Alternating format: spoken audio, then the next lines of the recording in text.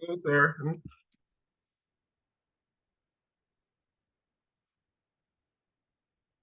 Hello, sir. Can you hear me? Can you hear me? Yes, I can hear you. I can hear you, All sir. right. Thank you so much. Yes. Yeah. Okay, sir. So I just need you to try sharing your screen and let's see what that comes out like. Okay. Awesome. Yeah. Share.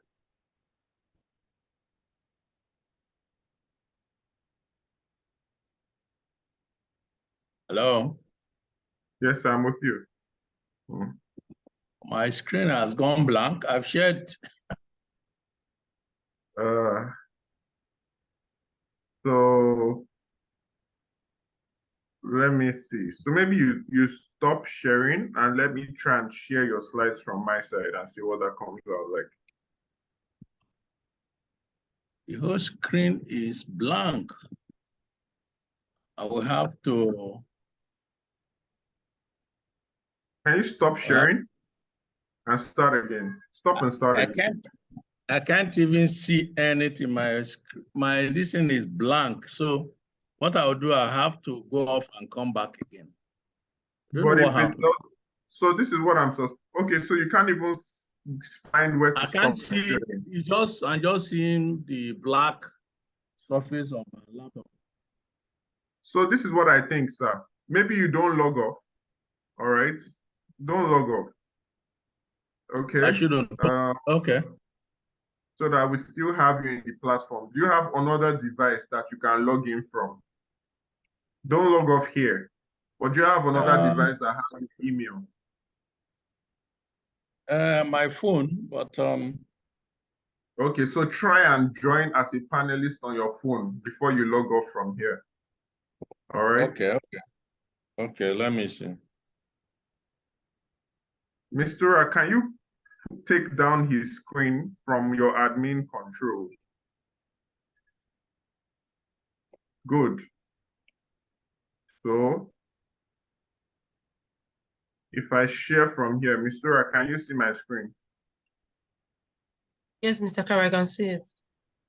Okay, so Prof, what you need to do is make sure, sir, just make sure that your laptop is plugged in. All right. Yeah.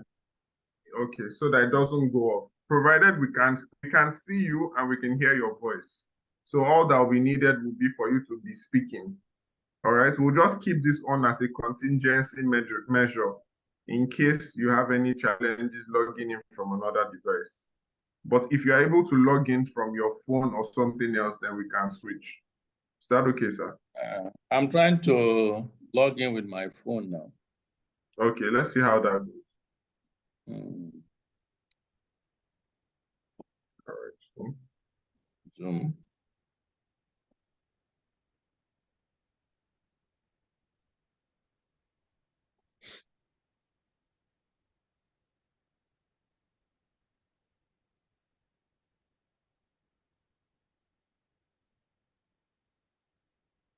Give me some few minutes to connect. You know.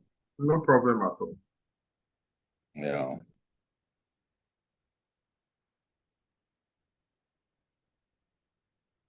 Let me check with the other participants, all right, so that they can also have their test session.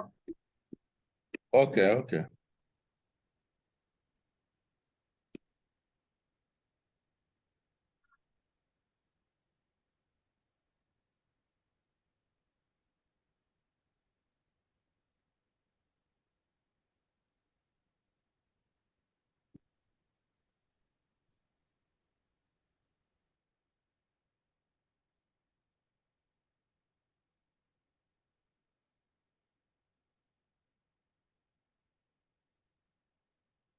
Mr. Can you check if there is anyone else who has joined in? I see 4 participants. Dr. Sodipo looks to be online. Yes, sir, but I think he has not connected his audio yet. Okay, so he has. Hello, Dr. Sodipo. Welcome on board. Yes, thank you so much. Good afternoon, Major General and everyone on the call. Thank you, Mr. Kara. All right, awesome. Thank you so much. So I would appreciate that you okay, sir. Major General, I can see you on your two devices. So I think you can turn off the phone and look into the system, and then you'll be seeing the same thing, or you choose the phone, and so you choose one of the devices.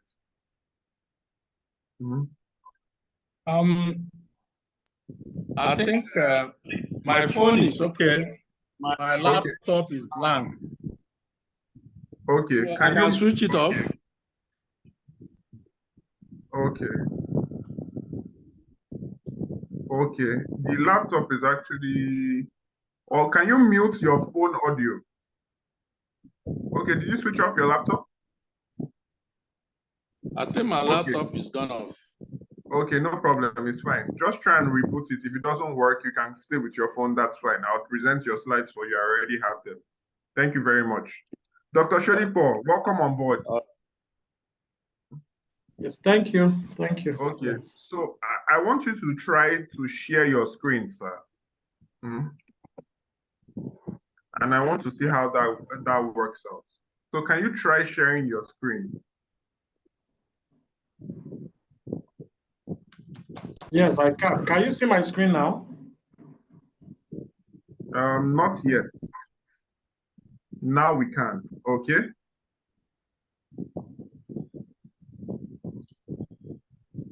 All right, just to be sure, okay, in case that's ever needed. But like we said, the priority for the conversation, you wouldn't be needing to, it's just you'll be called into the panel discussion for the questions that are in the slides that I shared. I just wanted to check that you have full capabilities as a panelist. Dr. Sodipo, are you there? Yes, I am. Sorry, I didn't know I was muted. I am. Okay, all right.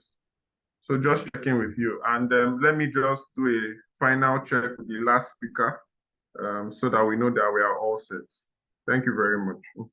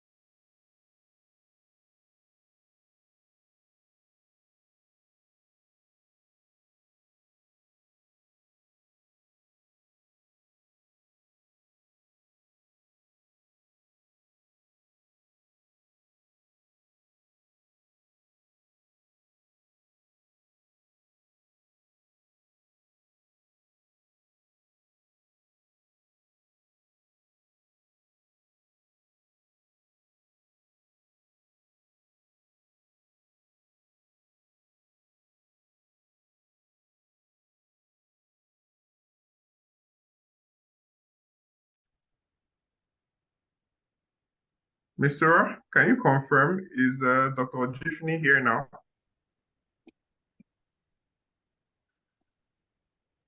Not yet. No, he's yet to join, Mr. Karen. Okay, all right. Okay, so sirs, so what's going to happen is we're going to start with the presentation. So I will start by welcoming everyone, outlining how the webinar will proceed, and then we'll move very quickly into Dr. Life Ejemba's presentation, Major General's presentation. So I hear an echo.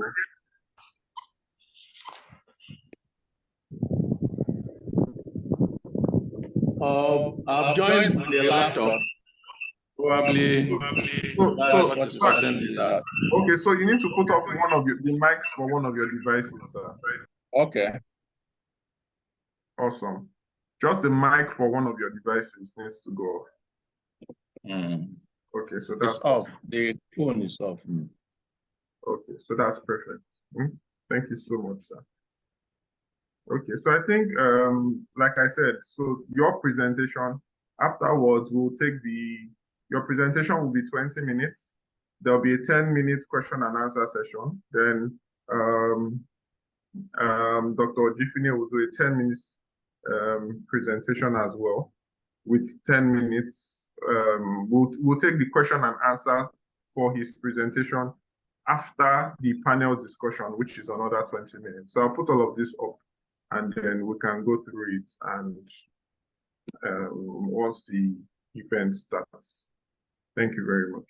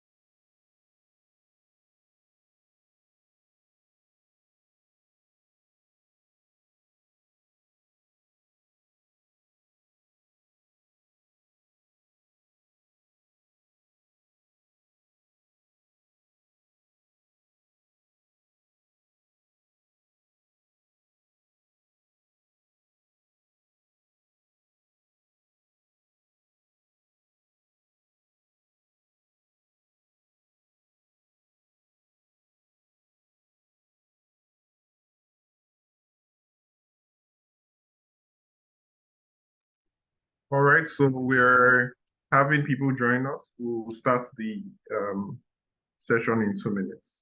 Thank you.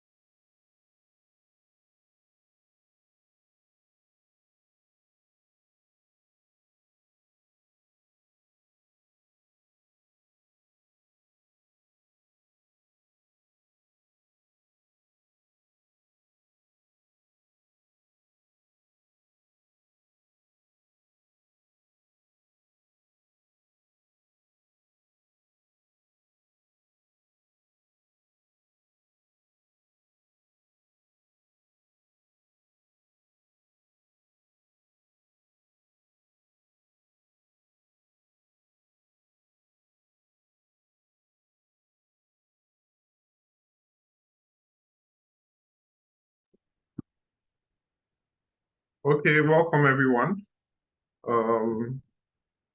We are excited to have you join this webinar. Maybe we give just a few minutes for a few others to join in. I see the attendees are pouring in, so maybe we give just like 3 minutes for the others to join, and then we can move ahead. Thank you.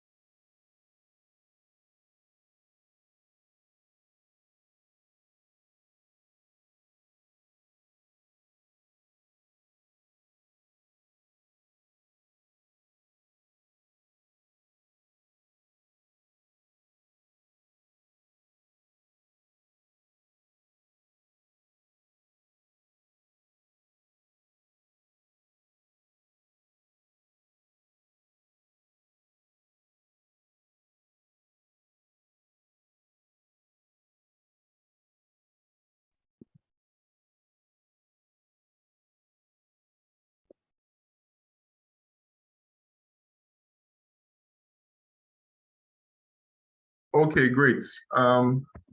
So thank you, everyone. It's a pleasure to have you here on this platform. I think it's always a positive when we can discuss ways to move our healthcare systems forward, and when we have the pleasure to have some of the most renowned professionals in the industry speak with us. I'll just quickly outline the agenda for this meeting, and then we can move very quickly to have the keynote speakers presentation, which will be the first one. Again, diagnosing cardiac pathologies in emergency and general practice settings is a topic of whose importance cannot be overemphasized. My name is Carol Torimo, the Doctor of Pharmacy, and I work as the Senior Product Manager at Codex Pharma. So we have outlined the topic, and just to talk you through our guest speakers and panelists, you have Major General Life Ejemba, who is our keynote speaker. We also have renowned consultants from internal and family medicine and emergency settings on our panel as well. We hope to establish, an approach to a consistent way of screening patients for cardiology-related symptoms in emergency care settings today. We have a agenda well spelled out.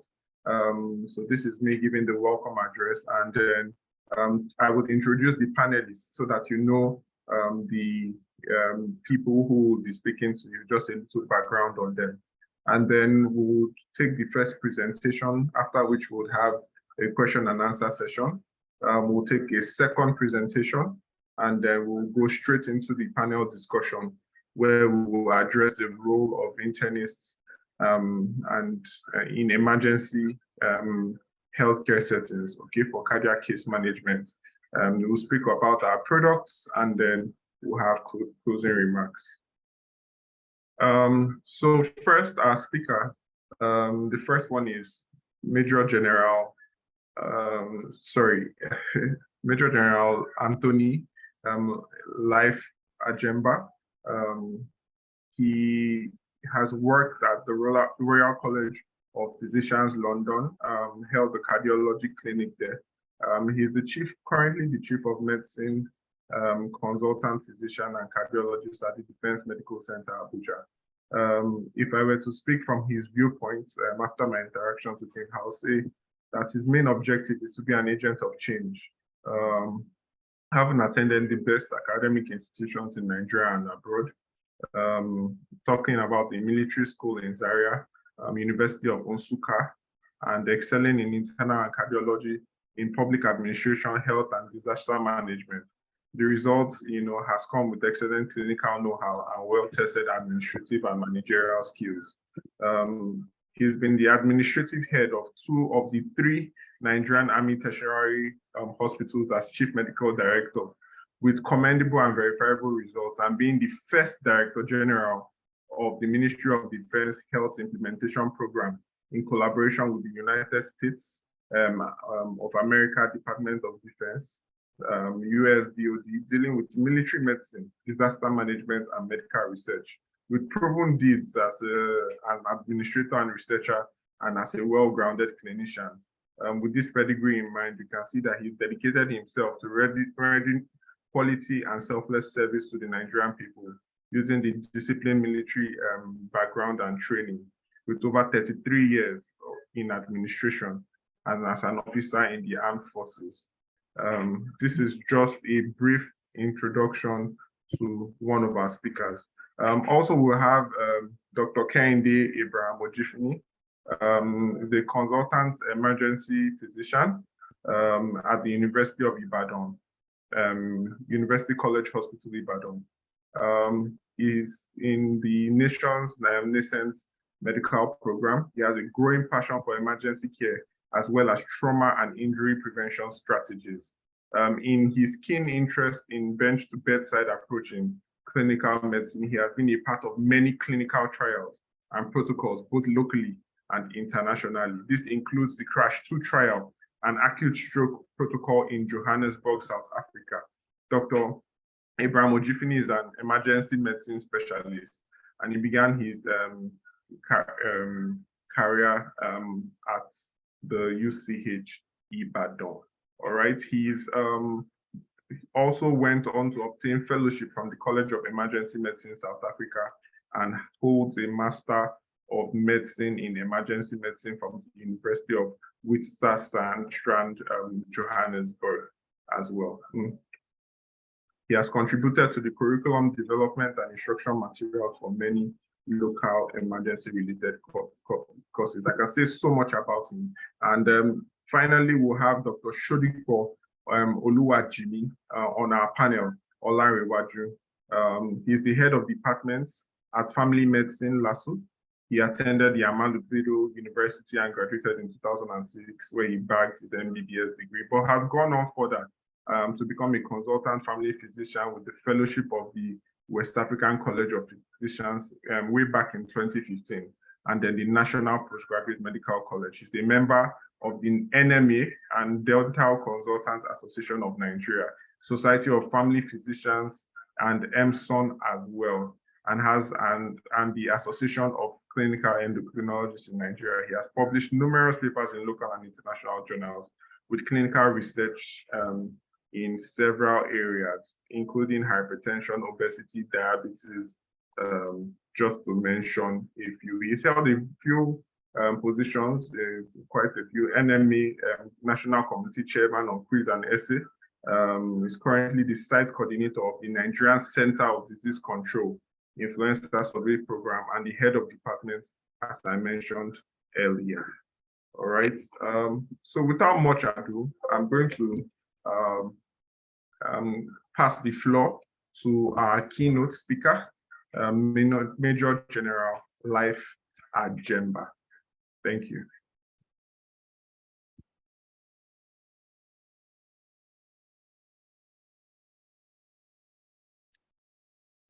Hello, sir. You have the floor. Good evening, ladies and gentlemen, senior colleagues and colleagues. Can my slide be shared, please? Yes, sir. I'll do that right away. Okay. It's a pleasure to be here to have this webinar, and I believe the end of it will have learned some things. So I'm waiting for the slides. Yes. Come on. Can you confirm that you can see the slides, sir? Yes, yes. Please move on to the next one. All right. Yes, we'll be discussing cardiac emergencies, and I have an overview. What are cardiac emergencies? They are heart-related emergencies that lead to death without immediate medical treatment. And awareness of common symptoms in cardiac emergencies is necessary to, take necessary and immediate treatment. The chances of survival improve with immediate medical care. Just a second. Cardiac emergencies include acute myocardial infarction, cardiac arrest, unstable angina, next please, and heart failure. There are other causes of cardiac emergencies: acute aortic dissection, pericarditis, endocarditis, tension, pneumothorax, pericardial tamponade. Next, but we are going to focus on this first four I mentioned. Almost 70% of cardiac emergencies occur outside the hospital, either in residences or at home, and about 18% occur in public setting, while just about 11% happens in the hospital. The survival rate of out-of-hospital cardiac emergencies may increase if CPR is performed on time. Acute myocardial infarction is the most common cardiac emergency in the Western world, but acular ventricular failure or pulmonary edema is commoner in our own environment. Next, please. So let me say something about acute coronary syndrome, which is the unstable angina. This is acute coronary syndrome is actually made up of unstable and evolving myocardial infarction. The unstable angina is acute coronary syndrome without ST segment elevation. That's the non-Q myocardial infarction. It is associated with increased myocardial infarction in the first month. Unstable angina presents as worsening or persistent pain in the chest or chest discomfort, often during rest. There is an underlying plaque rupture, thrombosis, and inflammation within the coronary vessels. In rare cases, acute coronary syndrome may occur as a result of coronary spasm in normal arteries or as a result of arteritis. Next, please.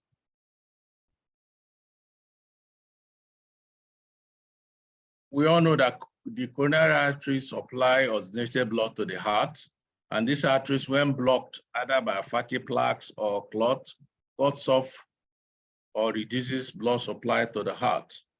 So unstable angina requires emergency care as it puts the person at risk of life-threatening cardiac arrest or myocardial infarction. So immediate medical attention to unstable angina can help prevent progression to other heart emergencies. Next, please.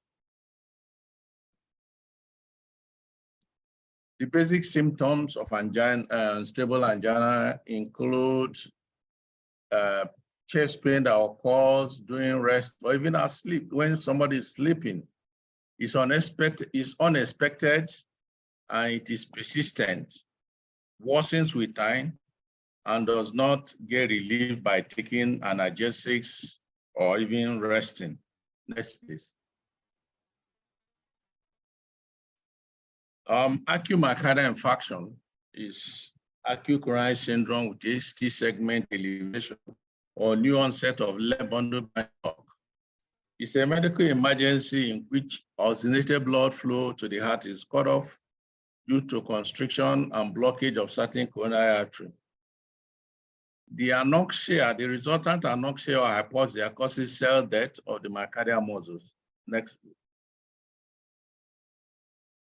What are the risk factors for acute myocardial infarction? There are the modifiable risk factors like smoking, hypertension, diabetes, obesity, sedentary lifestyle, hyperlipidemia, stressful lifestyle, type A personalities, left ventricular hypertrophy, cocaine use, HIV infection.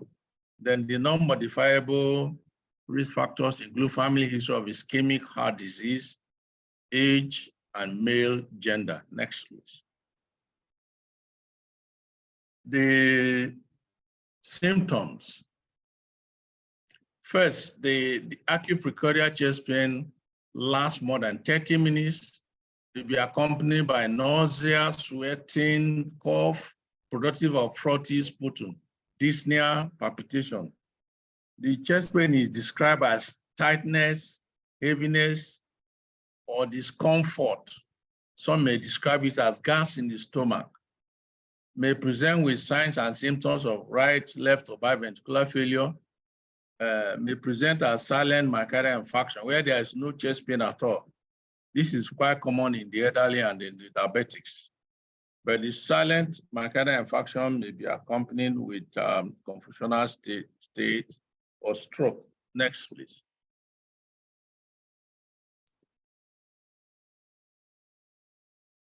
Well, the signs, the patient presents with anxiety, breathlessness, sweating, may be pale, may be tachycardia or bradycardia. There may also be hypertension or hypotension. There may be signs of congestive cardiac failure, raised JVP, third ultrasound, basal crackles, peripheral edema. By the time you hear a pansystolic murmur, may point to papillary muscle dysfunction or VHD. The investigations are quite easy to carry out. ECG, a classic ECG findings within a few hours will include a hyperacute or third T waves, AC segment elevation or new bundle branch block, and a transmural myocardial infarction. Many hours to days, we have a T wave inversion and a pathological Q waves. In subendocardial or non-Q wave MI, the ECG shows AC segment depression, T wave inversion, non-specific changes or normal or may be normal. While in 20% of all MI, ECG may be normal at the beginning. Next. The diagnosis of acute myocardial infarction is actually based on WHO 3 criteria. 2 out of 3 criteria should be present to make the diagnosis. The criteria are a typical history, like I've just said, the history of chest pain and so on, ECG changes, and then cardiac enzymes. Next, please. Now, cardiac arrest. This is defined as unexpected and sudden cessation of cardiac pump action. If this happens, blood stops flowing to the brain and other vital organs. And the main cause of cardiac arrest is arrhythmia, ventricular fibrillation, or ventricular tachycardia. The important risk factors include pericardiac arrest, coronary heart disease, heart valve disease, congenital heart defects, and arrhythmias caused by defective genes. Half of cardiac arrest happened to people who did not know they had a heart problem. So cardiac arrest is a medical emergency. 9 out of 10 people who have a cardiac arrest outside of a hospital die, often within minutes. Next.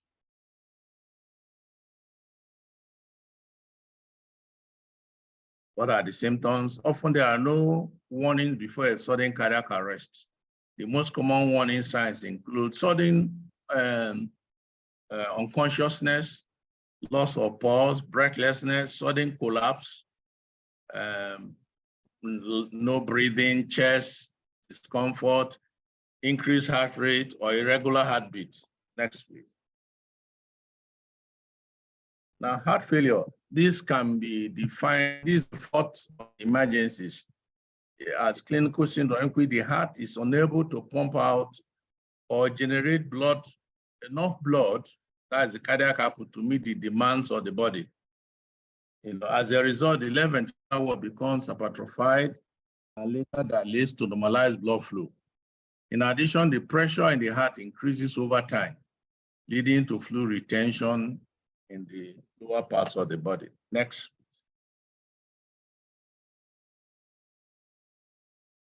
The acute left ventricular failure or acute pulmonary edema is an emergency life-threatening situation, and it is due to congestion of the lung with fluid, resulting in the stiffness of the lungs and the subsequent flooding of the alveoli, and requires immediate medical attention. Commonest cause in this environment is untreated or poorly treated hypertension. Other causes of heart failure include cardiomyopathies, rheumatic heart disease, diabetes, coronary artery disease, heart valve disease, alcohol and drug abuse. Next, please.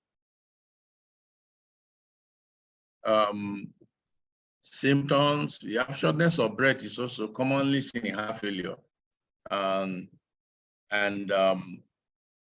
This shortness of breath is actually due to the fact that the blood backs up to the lungs.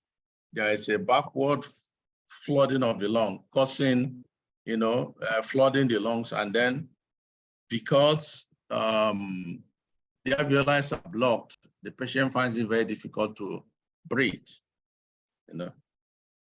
But acute heart failure with sudden severe symptoms is life-threatening. Heart failure, of course, can be divided into left, right, or biventricular, and it could be acute or chronic, but we're talking about the acute left ventricular failure here. What are the red flags? Breathlessness, edema in the lower part of the body, fatigue, weakness, dyspnea on exertion, palpitation, persistent wheezing or cough, ascites, anasaka, lack of appetite, nausea. Next, please.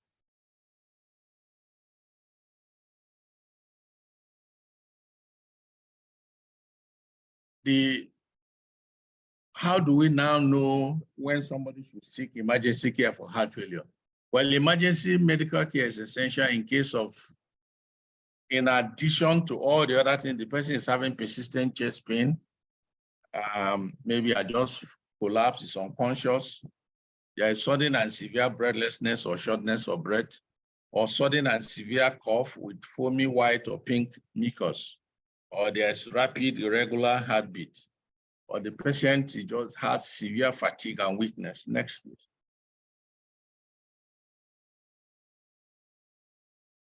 Next. So please, can you just go back a bit? The next one, the one before. Okay, no. Yeah, the procedure for handling, no, move forward. Yes. Procedure for handling cardiac emergencies. It may be very challenging to differentiate between a simple chest pain from an emergency, but in case of doubt, please call for immediate medical care to prevent delay in treatment. If the heart stops functioning during a cardiac emergency, it can result in permanent brain and organ damages after 3 minutes. If a heart-related emergency is suspected, quick action is mandatory. It's advisable to call for emergency care as soon as possible to improve survival. Every minute delay in medical treatment reduces the chance of survival and recovery. The steps that enhance the chances of survival in cardiac emergencies include, next please.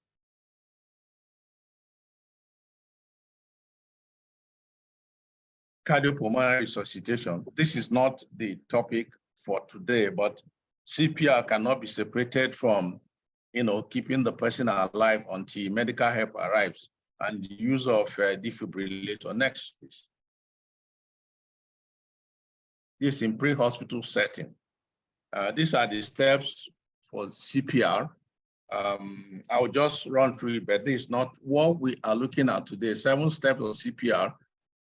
And when somebody has just collapsed, call the emergency contact number for assistance, assess the emergency scene, open the airway of the victim, check for breathing, perform 30 chest compressions, deliver 2 rescue breaths, repeat until an automated external defibrillator and ambulance arrives. And of course, if he's somebody who is trained and can, be able to give medication, IV and adrenaline can be administered, every 3 to 5 minutes. In addition, you can also use vasopressin. Next, please.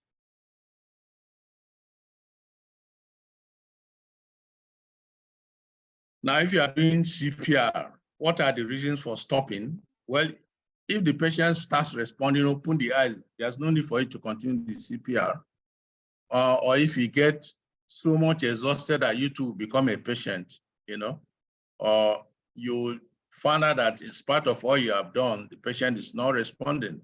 It's obviously that, or there has been help, advanced support teams have arrived, Please perform CPR on a firm place, not on the bed, And how many rounds? I've already said it's 5 cycles of 30 chest compression to 2 breaths must be performed before AED.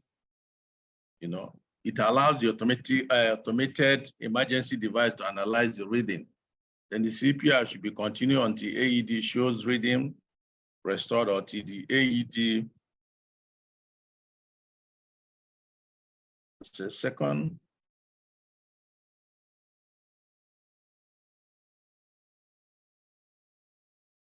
Until the AED arrives. Next, please.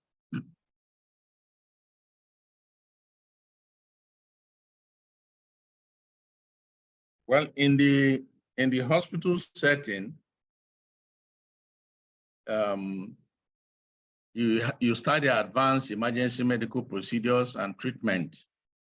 First, the patient has to be admitted either in ICU or CCU, and then you hook up the patient to cardiac monitors and start oxygen administration plus drug.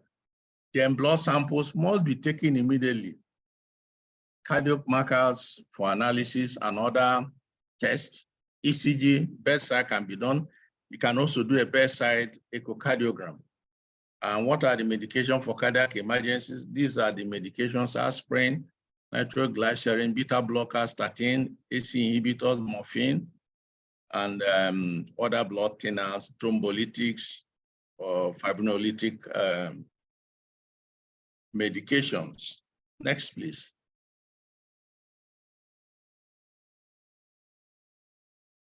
Now, while you've done the clinical assessment, you need to do the laboratory test in order to confirm your diagnosis.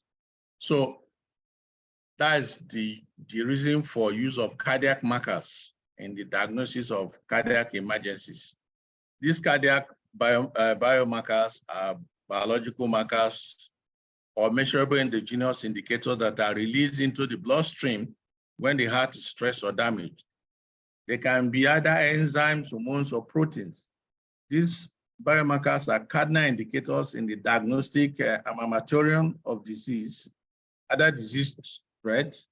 That is, you can use it to assess risk factors or risk markers or disease state, to monitor the clinical or preclinical state, or the disease rate, that's the progression or prognosis. Next, please.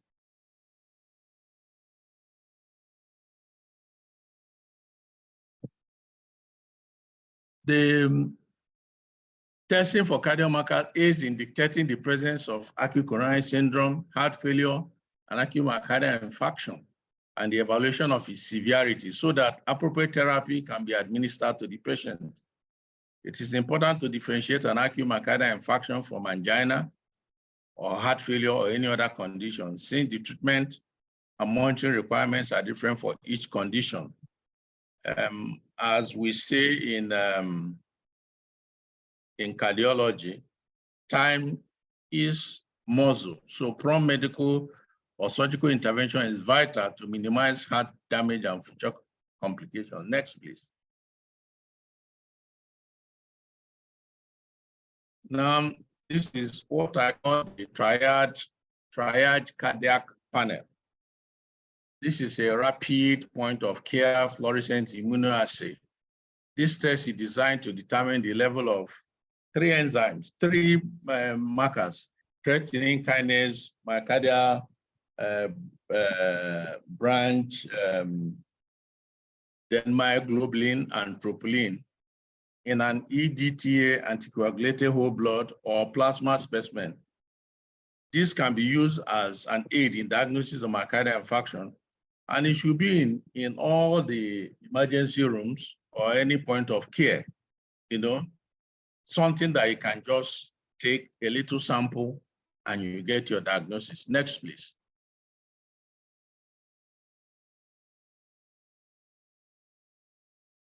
So essentially, cardiac biomarker tests ought to be accessible quickly to doctors 24 hours a day, 7 days a week. And the test, like I said, may be performed at the point of care, in the emergency room, or at the patient's bedside. Serial testing of one or more cardiac biomarkers is advised to ensure that their upsurge in blood levels is not missed and to estimate the severity of the condition. Next.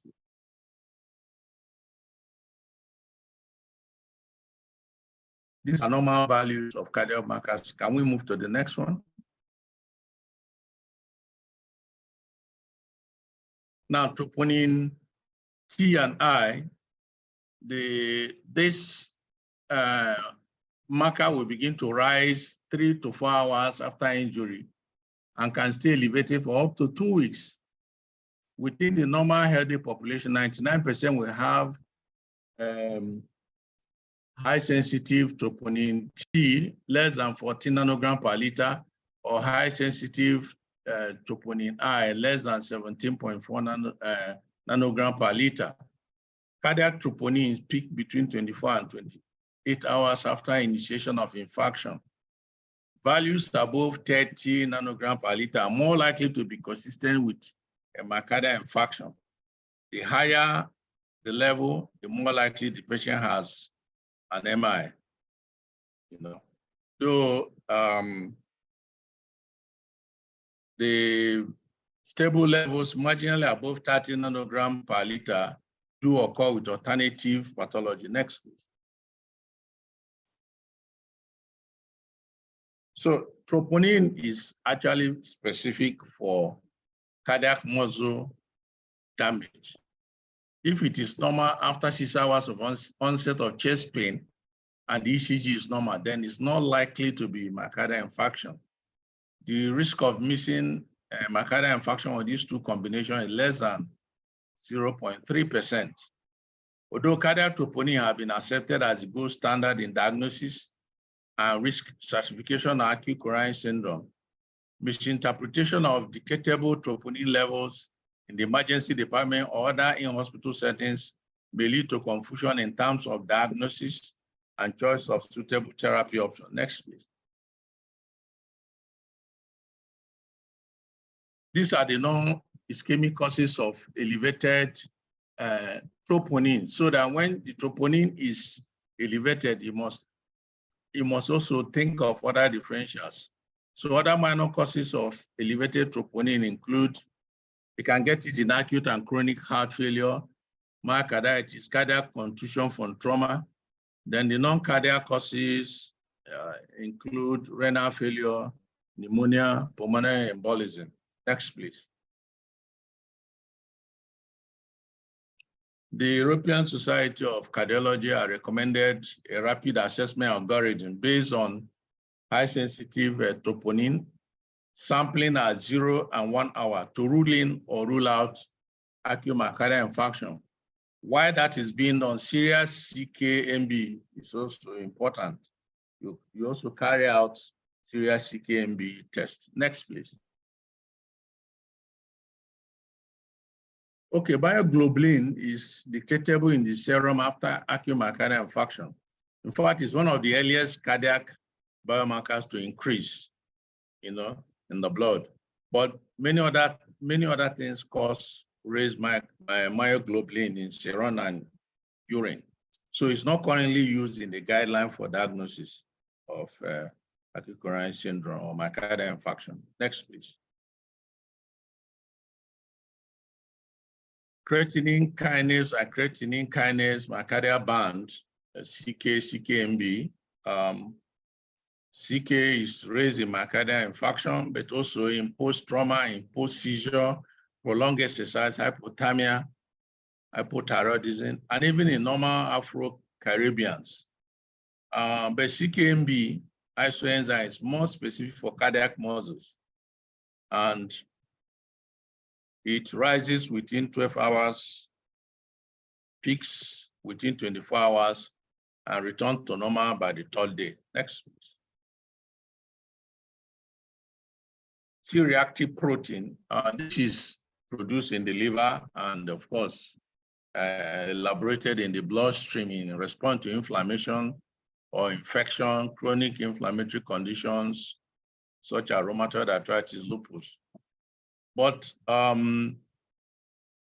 high-sensitive CRP is more sensitive than the standard CRP test, as it detects slight increases within the normal range of standard CRP levels.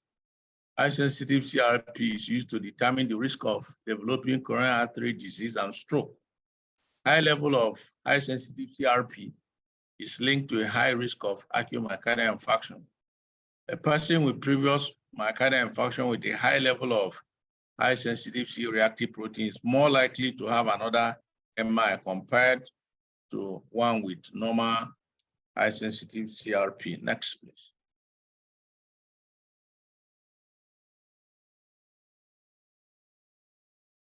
So the American Heart Association, the opinion from the American Heart Association conference in 2019 states that, people with CRP level greater than or equal to 2 milligrams per DMA may need more intense measures to prevent cardiovascular disease.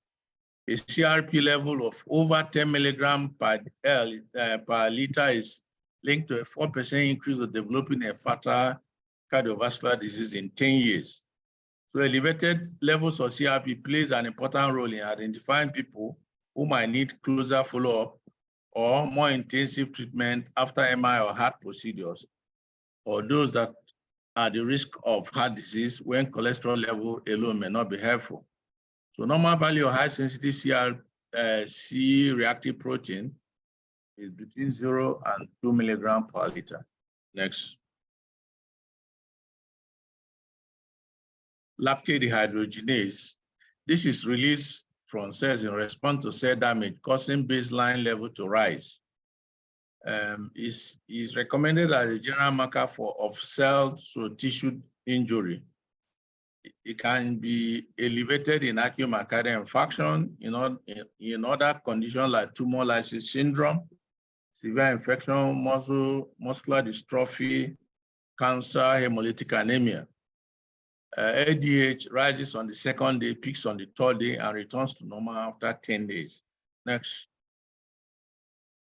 Aspartate aminotransferase, AST. The elevated levels are seen in hepatitis, cirrhosis, pancreatitis, mononucleosis, acute myocardial infarction, and exercise. It rises on the first day, peaks on the second day, and returns to normal on the third day. Next, please. D-dimer, that is fibrin degradation fragment, is of clinical use when there is a suspicion of deep vein thrombosis, pulmonary embolism, or disseminated intravascular coagulation. It's also under investigation in the diagnosis of aortic dissection. The normal range is between 0 to 0.49 microgram per ml. B-type natriuretic peptide, BMP. BMP belongs to a family of natural occurring hormones known as natriuretic peptides and are produced by the heart. The N-terminal pro-BMP is a non-active pro-hormone, which is released from the same molecule that produces BMP.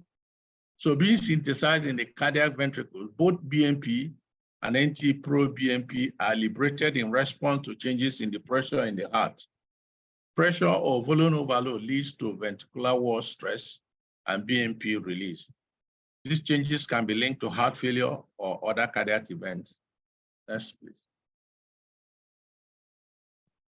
So the levels of BMP and NT-pro-BMP rises during heart failure or worsening heart failure. Their levels decrease when heart failure stabilizes. Being a relatively specific biomarker for cardiac dysfunction, BMP and especially NT-pro-BMP are increasingly being used in the evaluation and management of heart failure. BMP and NT-pro-BMP provide prognostic information for an unfavorable outcome, either death, cardiovascular death, readmission, or cardiac events. BMP and NT-pro-BMP can be attenuated by treatment with AC inhibitors and beta blockers. Next, please.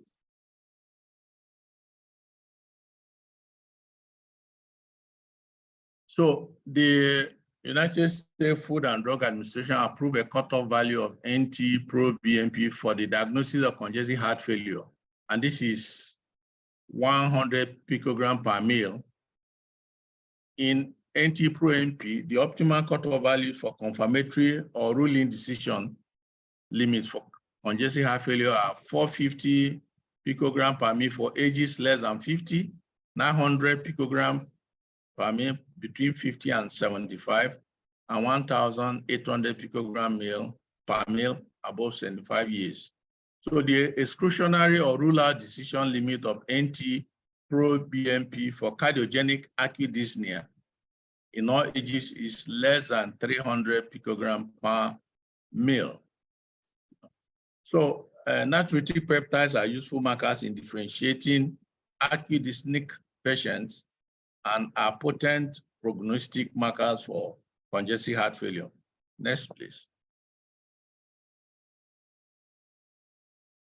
So in winding down, a biomarker is defined again as a characteristic that is objectively measured and evaluated as an indicator of normal biological process, pathogenic processes, or pharmacological response to a therapeutic intervention.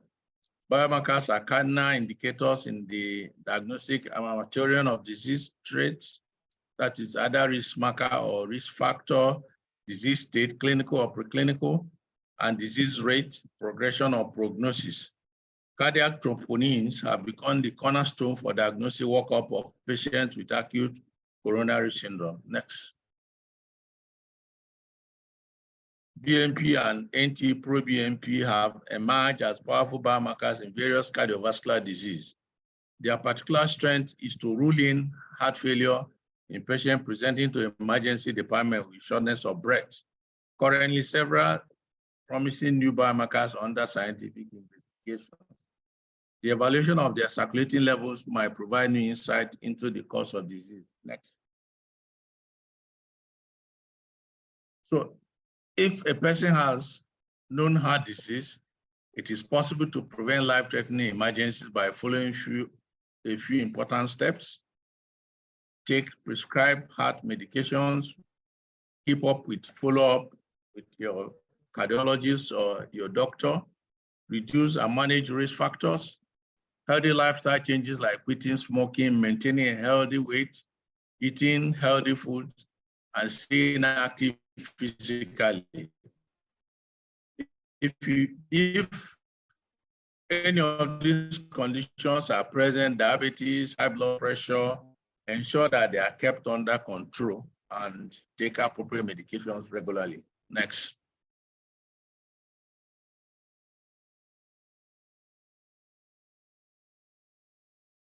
So heart-related emergencies can present with a wide range of symptoms. We must be aware of common emergency warnings like radiating chest pain, abnormal heart, palpitation, difficulty in breathing, unconsciousness.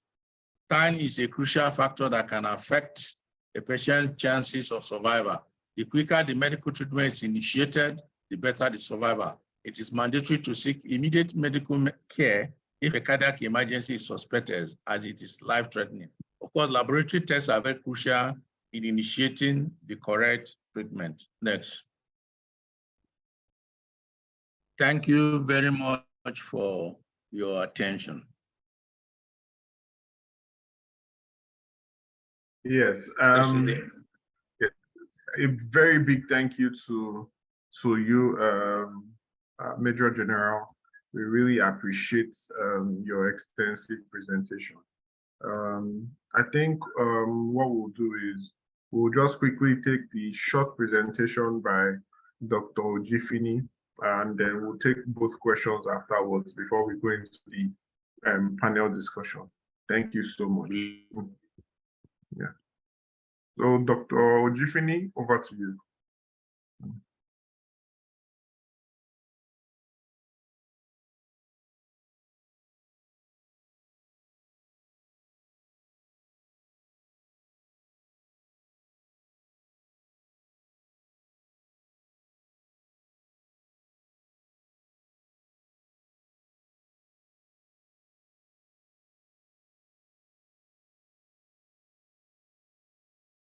We can see your slides, sir. I think you go to presentation mode for us. Hello, Awesome. Can you hear me? Yes, we can hear you. Yes, good evening, everyone. Good evening. I want to start by appreciating our first guest speaker. Is my teacher, Major General Doctor. Thank you so much for that beautiful presentation. Talking about diagnosing cardiac pathologies in emergency and the general practice setting. I will just be looking briefly at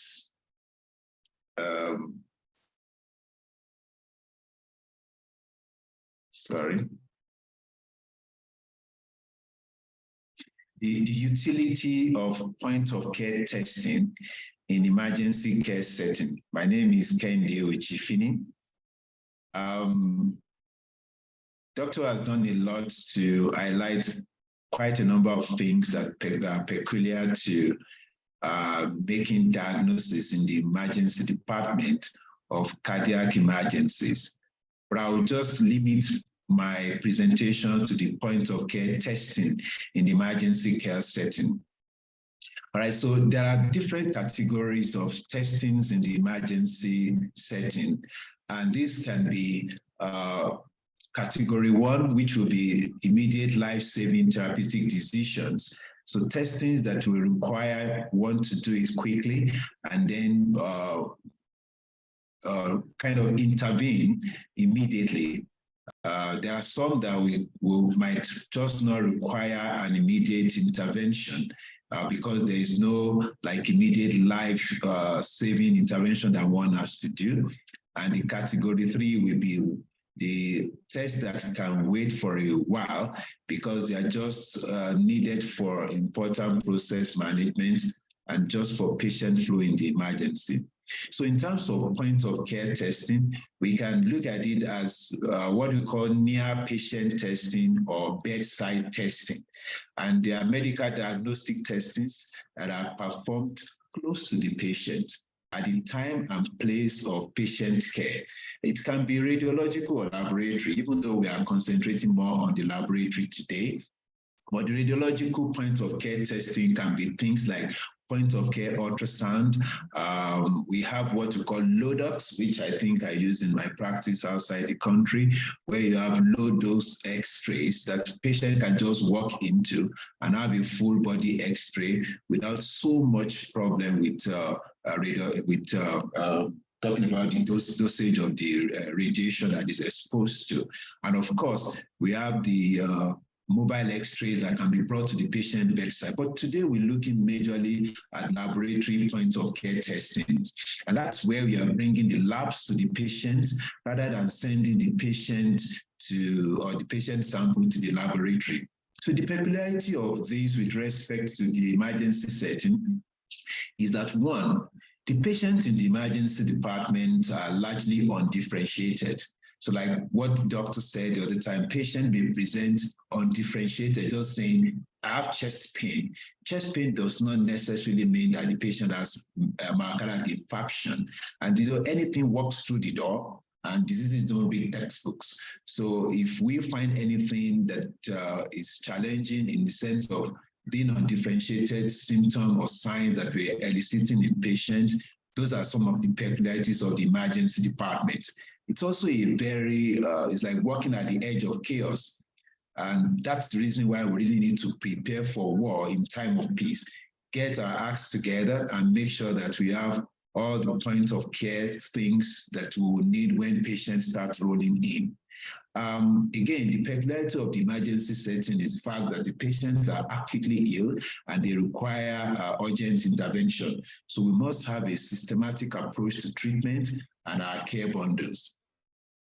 Also, we know that if there is delay in diagnosis and intervention in these patients, it may worsen the mortality, the morbidity and cause mortality in some cases. So that means we're saying that we should have a system such that there is a reduction in the door to diagnosis or the door to intervention time. All right, so there is this issue about access block or managing space in the emergency department. And managing space is one of the things that the point of care testing has been able to address. The overcrowding, access block, and exit block that we usually find in emergency departments. In some ways, we can actually have the point of care testing taking care of some of them. Overcrowding is a global problem, so it's not limited to any of our EDs. If you are having overcrowding problem in your emergency department, you're on the right track. And you must understand the emergency department flow dynamics, and that will help us to know why we have the access or exit block. And worthy of note is the fact that the point of care testings help to reduce waiting time. How does it help to reduce waiting time?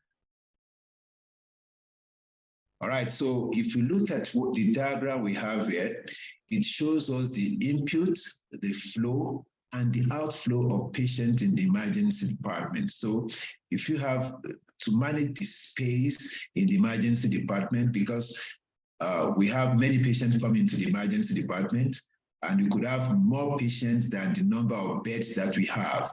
But if we don't quickly take care of this patient, we may be having a backlog of patients in the emergency department. And here is where the point of care testing comes in.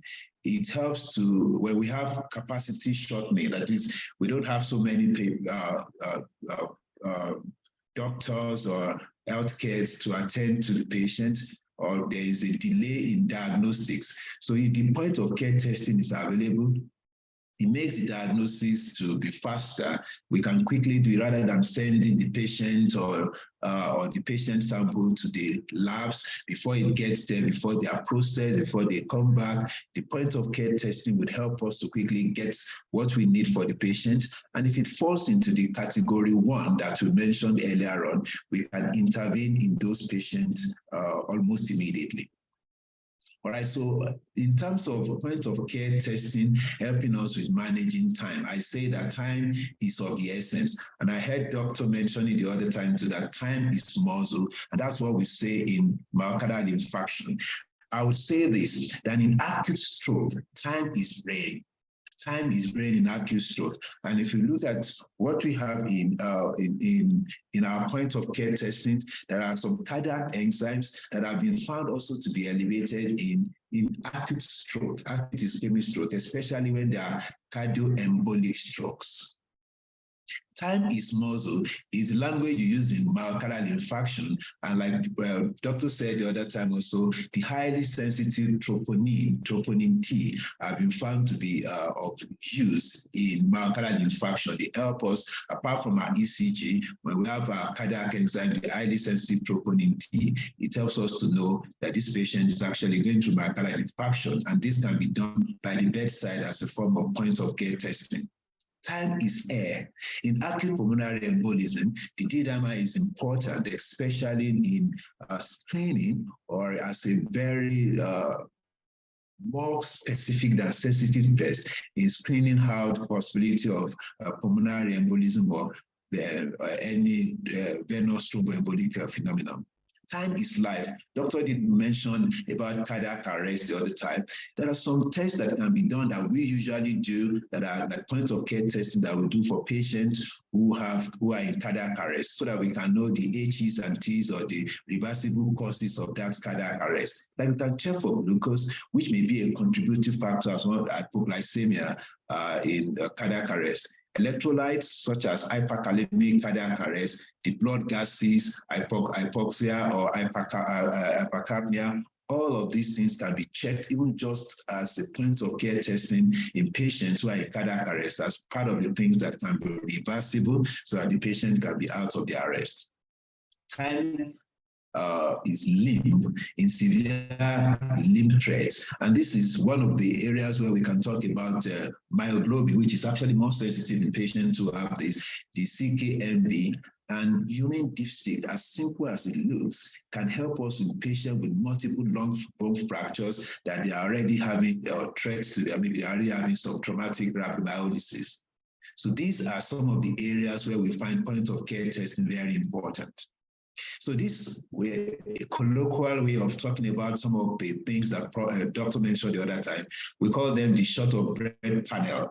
In my center, this is what we just term the things that we use for to check for symptoms of chest pain and shortness of breath. So if a patient comes in chest pain and shortness of breath, we know that they can be potentially life-threatening twin symptoms. And therefore, we quickly look for the possibility of any of these problems in those patients. Are we dealing with a myocardial infarction here? Are we dealing with a pulmonary embolism, tension pneumothorax, aortic dissection, and esophageal rupture? Which are the 5 things that we usually consider the potentially life-threatening causes of chest pain and shortness of breath. But with the availability of these short of breath panel, we've been able to do the following tests: D-dimer to exclude venous thromboembolic phenomenon, troponin, like we said, for myocardial infarction, the CKMB for myocardial infarction, and also in rhabdomyolysis, and pro-BNP in heart failure. So the point of care testing actually empowers us as clinicians because it helps us to manage time, the door to diagnosis and intervention in patients. It helps us to improve patient satisfaction. It helps in also making sure that we don't waste patients' blood samples, because with just a little sample, we can run tests that will help us to know how to intervene in a particular patient presenting in the emergency department. It also helps us in improving the bundle of care. There are some bundles of care that have been designed based on whether for like in myocardial infarction or for stroke or even in diabetic emergencies as well. Some bundles of care have been developed that have put into consideration the use of point of care testing to make sure that patients don't spend a long time in the emergency department. Of course, it helps us in managing space, because once we're able to do the point of care testing, it helps to reduce the time that the patient spends in the emergency department, giving room for other patients to be able to come in and enjoy the facility. And of course, it boosts the physician's clinical expertise. So in summary, if we look at the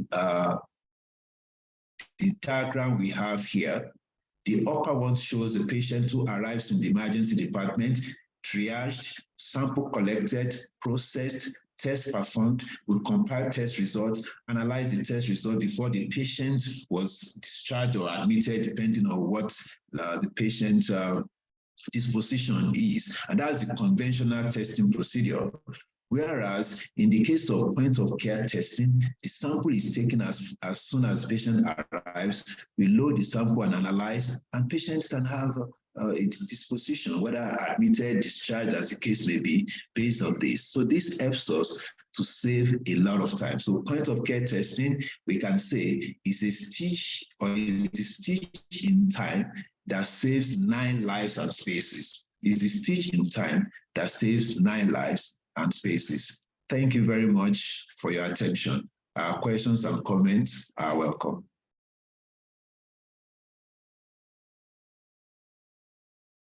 Thank you so much, Doctor. I think you've done a very good job in a very limited time, but it's just exposure to the perspectives of what you see every day in the emergency care settings. We're very happy that you were able to join us, even though you're not in the country. I really appreciate you, and I'm sure that we have all learned a thing or two.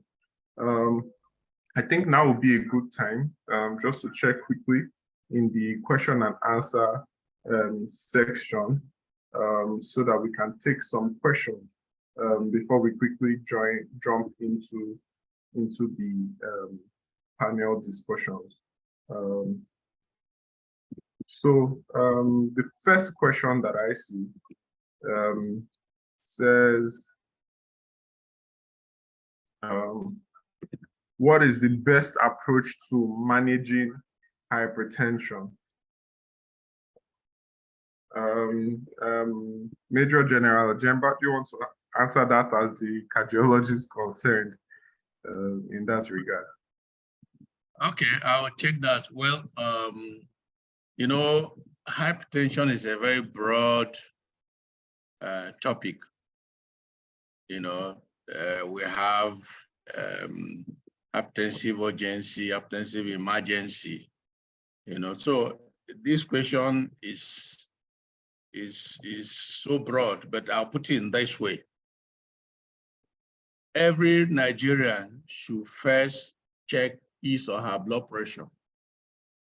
And the recognized cutoff of normal BP is 140/90.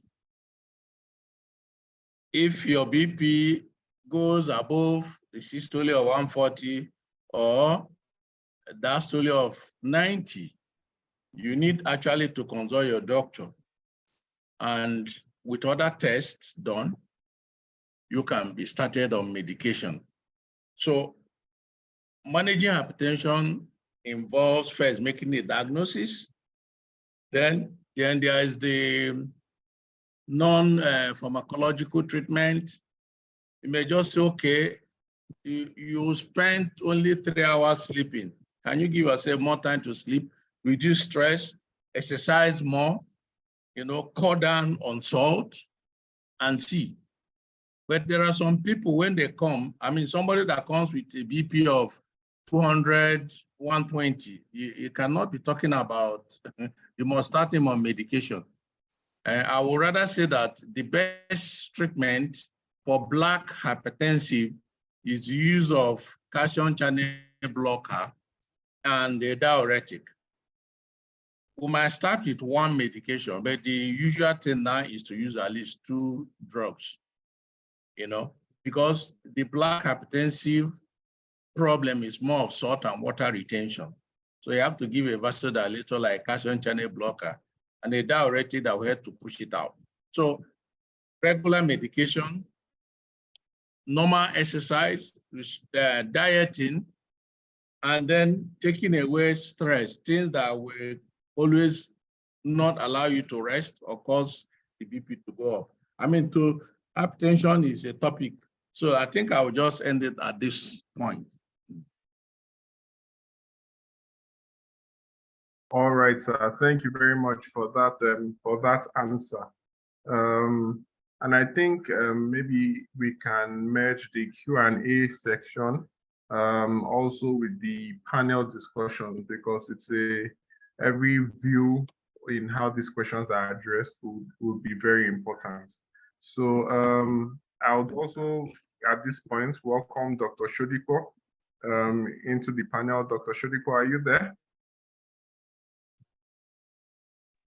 Yes, I am. Good evening. Okay. Good evening. Thank you very much, sir.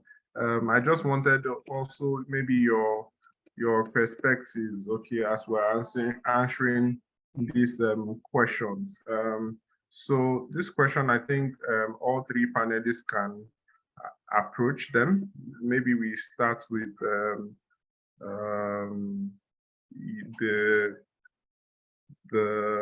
okay, so we start with Dr. Sodipo as well.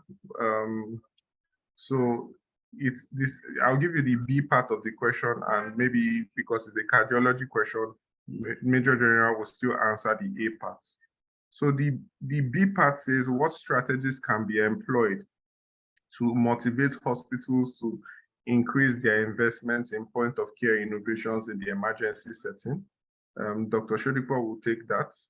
And for Major General, it says, on a scale of 1 to 10, how would you rate the accuracy of point of care testing for diagnosing cardiac pathologies? And then to answer that question in emergency settings, Dr. Ojifini will answer. So let's start with Dr. Sodipo. What strategies can be employed to motivate hospitals to increase their investments in point of care innovation? Okay, well, thank you so much. And once again, I want to join others in appreciating the presenters, Major General Ejemba and Dr.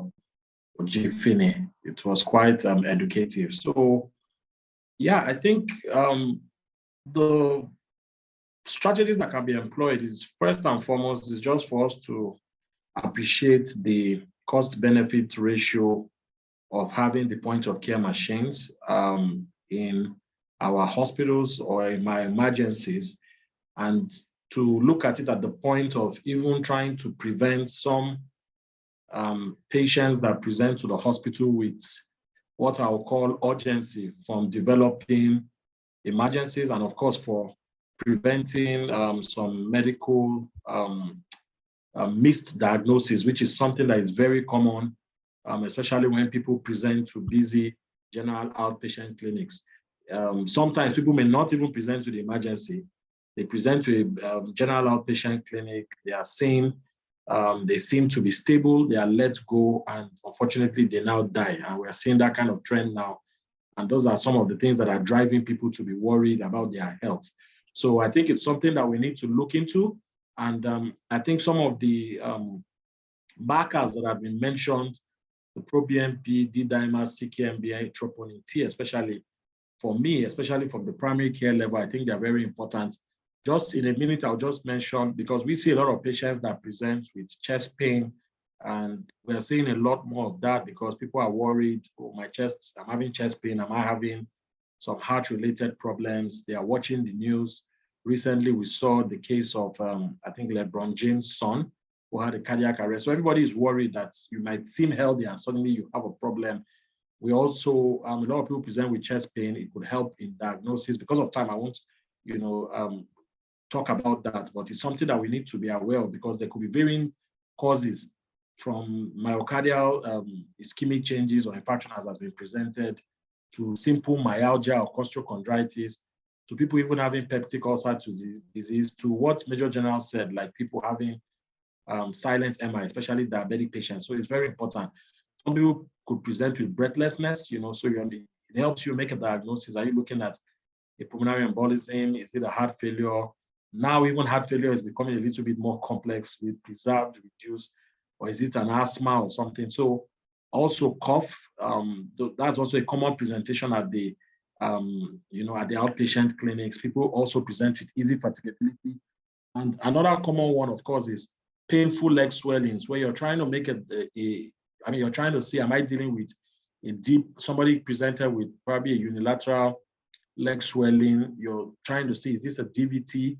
That's a deep venous thrombosis, or are you trying to, or is it a cellulitis? And you're trying to wrap your head around making a diagnosis. So, of course, the point of care would help you. So it's cost effective because on one hand, you could just say, okay, go straight to do a venous Doppler. When in a lot of our primary care settings, you may not even have that opportunity.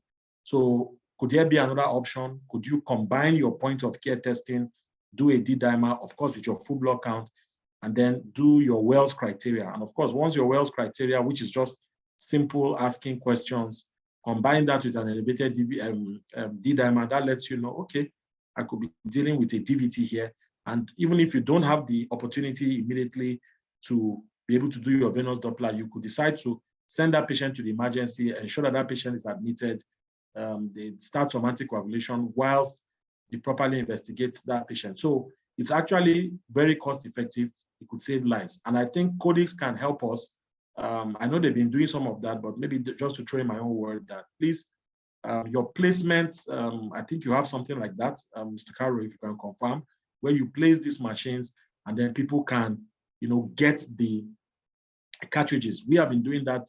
I mean, we send a lot of our patients from even the general outpatient for our point of care testing at our medical emergency where we have a side lab. And it's been a wonderful experience. It's helped us. It's almost like a seamless, very easy going thing. So I think I'll just stop here so that I don't say too much. Thank you so much.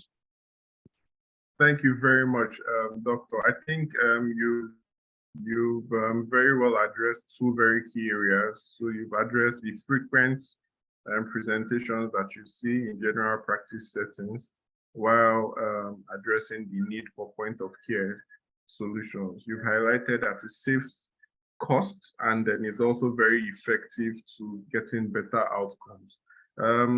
But I would also indulge Dr. Ojifini to give perspectives, particularly to strategies that can be employed to have more people increase investments, especially in emergency settings. What can we do?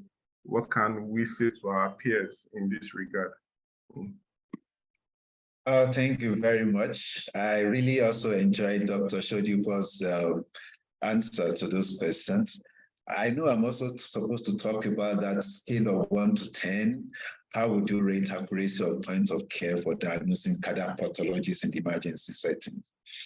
Right, I won't rate it a scale of 1 to 10 because we need to understand how points of care testings are used. So it's going to be garbage in, garbage out if you don't use it appropriately. There are two things that I would emphasize here for use of points of care. And I think Dr. Sodipo mentioned that.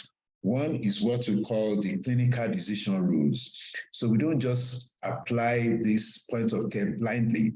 If you see a chest pain in a 4-year-old or in a 10-year-old, it's very unlikely to be MI.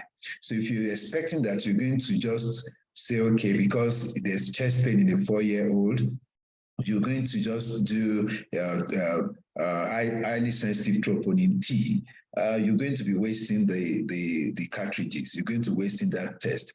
So the clinical decision rule, we put into consideration the patient you are dealing with, the presentation of that patient, the risk factors for that particular condition.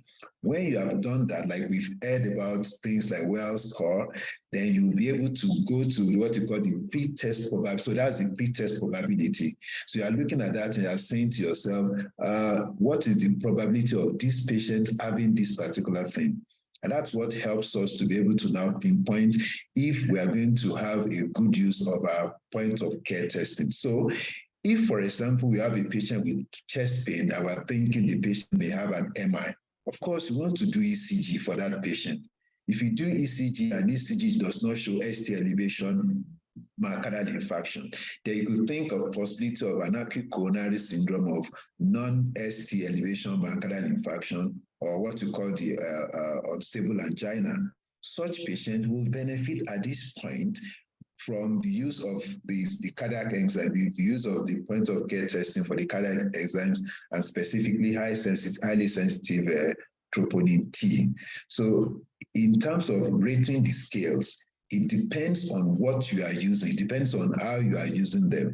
So there are algorithms and patterns to follow that if you do it, it helps you to really weed out which patients do not need the testing. So that by the time you are using this test for this other set of patients, you're either ruling out or ruling in. That's the way I want to answer that question. So 1 to 10 may not really be applicable, but understanding the pre-test probability and clinical decision rule for which patients will benefit from that test is what is going to make your point of care testing very applicable. In terms of patients who are how to really encourage people to use the point of care testing, I must say that Codex has done a lot in this. I find that there is hardly any part of internal medicine, and even now in surgery, I'm actually doing starting a particular project with one of the orthopedic surgeons, looking at the place of the use of troponin in patients with neck or femur fracture. So because we found out that many of these markers can also be found useful in other areas.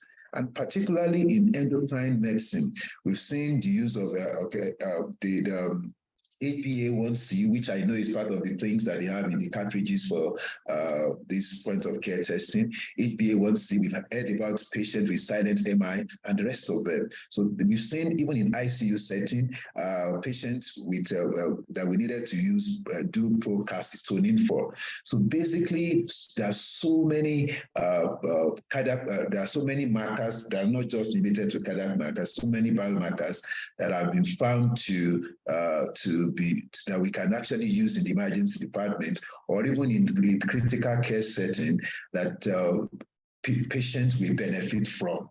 And so the procalcitonin, for instance, I remember during COVID, it took a long time before we could get access to it. But now we can have it in the clinical setting to monitor the patient's response, especially those who have bacterial infection. So in a way, I would say that these testings and these various biomarkers that are found useful in patients with different kinds of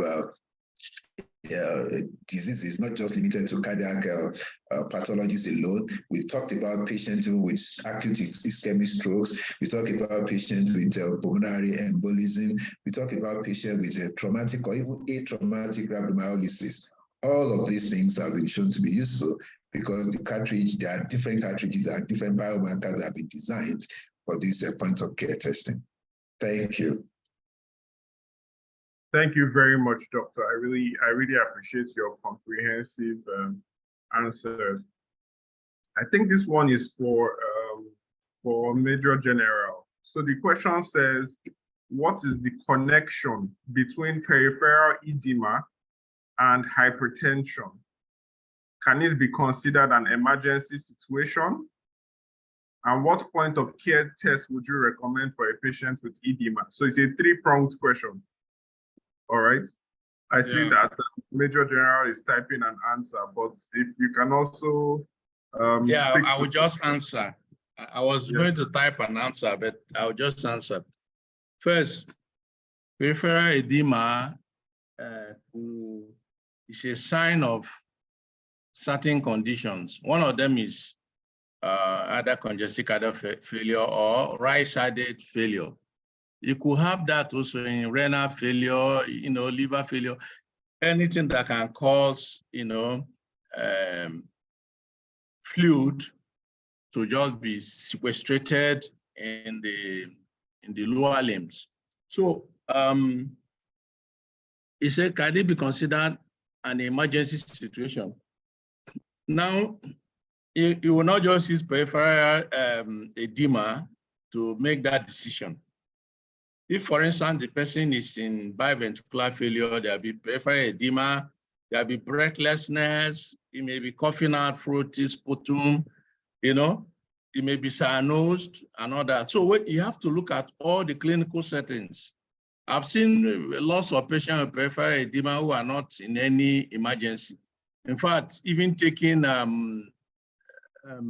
calcium channel blocker, amlodipine can give you, ankle edema, and people go about it, and it's not something to worry about.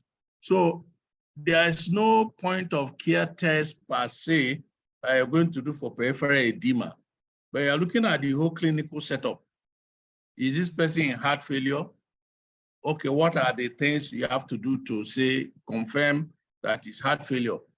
Most times clinically, you can even confirm heart failure, But we've talked about pro-BNT and BNP, which if you do, the level will tell you that this person is in heart failure or is in worsening heart failure. And serial monitoring of that can also tell you that this patient is either recovering or is getting worse. So peripheral edema is not just one thing you will run with.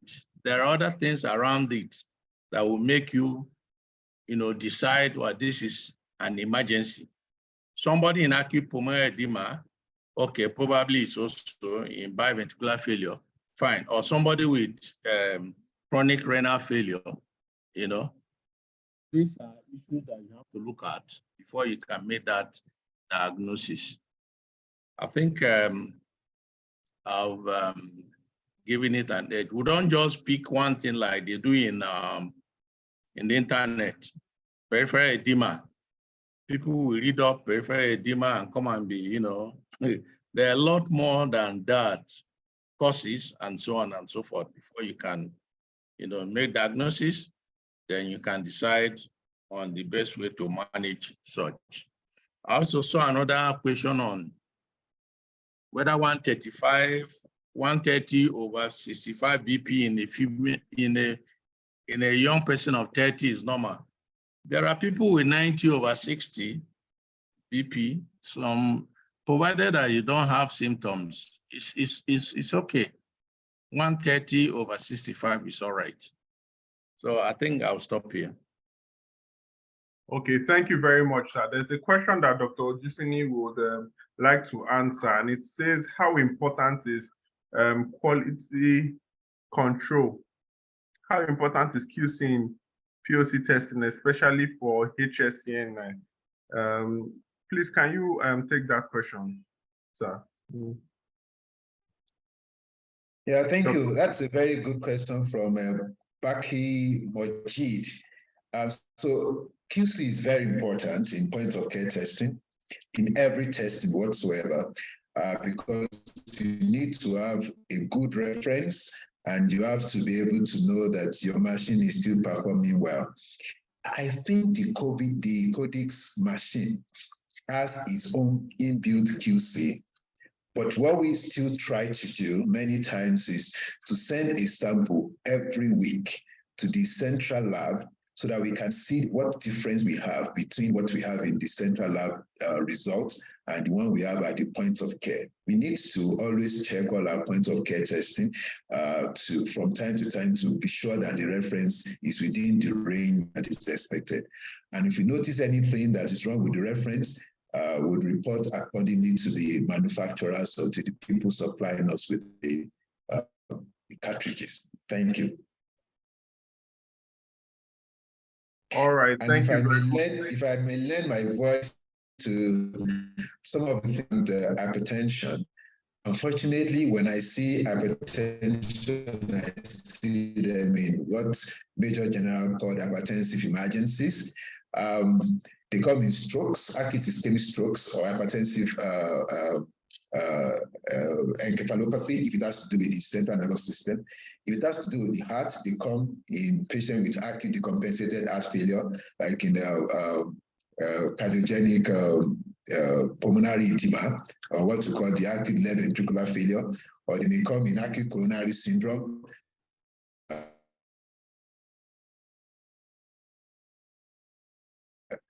Stable angina. They also could present in acute glomerulonephritis. And in some cases, if they are pregnant, they present in preeclampsia or in eclampsia. So those are the ones we usually see. And if you don't do what Major General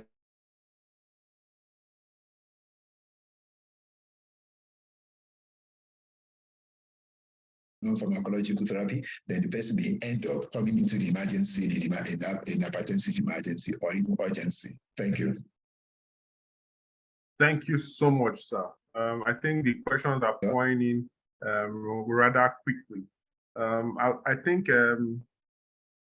there is a question that says, so there's an earlier question from Sadia Abdul Kadir, if I pronounce that correctly. He says it's a nice presentation, but just to clarify the nature of POCT, all right? Whether it's like a box that performs those specific investigations, or if it's a lab equipment. Now, I think maybe if I can speak to this, I'll just say that point of care systems are of different variety. You have the RDTs, and you also have more complex analyzers, and I'll talk about as the F200 in a bit. But they are very capable in many settings, and they've been relied across all stratas of healthcare delivery, both primary, secondary, and tertiary care, bridging the diagnostic gaps in Nigeria. I'll address that question even more in detail. I'm sure Dr. Ojifini will also give some insights. The next question says, what can you say about 4A's hypothesis? Antibiotics, antioxidants, antihypertensives, and anti-inflammatory in the care for hypertension. I'm just going to, send that thing via DHL straight to Dr. Ejemba, Major General Ejemba. That question is from you, from Moses Akibinu. Thank you very much for your question.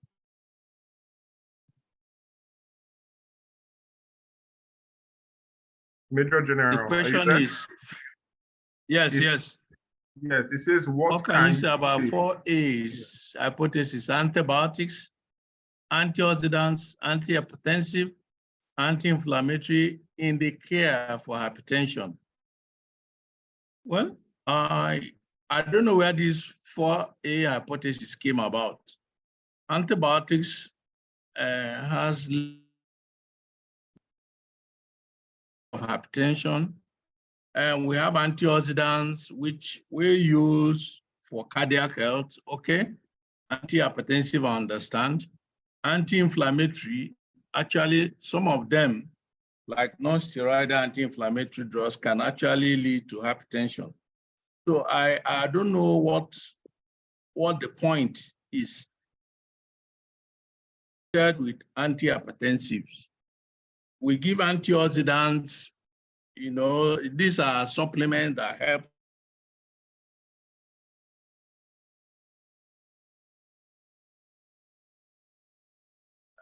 treat hypertension. Hypertension strictly treated with antihypertensive.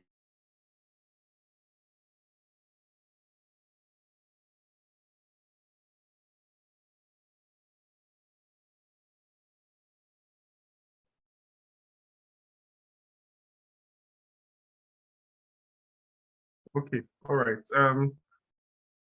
I think for that question, maybe we'll need a little more details just to understand maybe the background of the 4A's hypothesis. All right. Quickly, we have a question. I'll direct this to Dr. Sodipo. He says it is usually assumed that cardiac marker request is only for cardiologists. Is it true or is it not true? And how do we get other specialists involved in ensuring we curb caves? Dr. Sodipo, can you help us with that? Yes, thank you so much. Yeah, I think that question is actually quite important. So I think everyone has a role to play in terms. Go on, please, Dr. Sodipo. Yes, everyone has a role. Can you hear me? Is someone speaking? Yes, hello, sir. So are you still speaking, Major General? Okay. So I think Dr. Sodipo will go on and then we can come back to Major General later. Dr. Sodipo, please. Yeah, so I think everyone has a role to play in terms of using the cardiac markers and other forms of point of care to make a diagnosis and to monitor patients. We must look at it from many aspects. The first aspect is, of course, making a diagnosis, which is quite critical. And I just give some examples for heart failure. And of course, the other presenters have given very good examples: heart failure, myocardial infarction, sepsis, so many so many forms of point of care testing are actually available that help. It will also help you. One of the challenges we have in our healthcare system is also the fact that we need to have very good two-way referral systems. I'm a very keen advocate of two-way referral. So in a two-way referral system, you could even make the diagnosis maybe at the level of primary or secondary care. You refer to maybe a cardiologist, maybe somebody has heart failure. And I mean, the person also reviews the cardiologist and sends back. So for example, as Major General was mentioning, if I have a heart failure patient, maybe the patient was stable, and then suddenly I notice that the patient is not doing too well.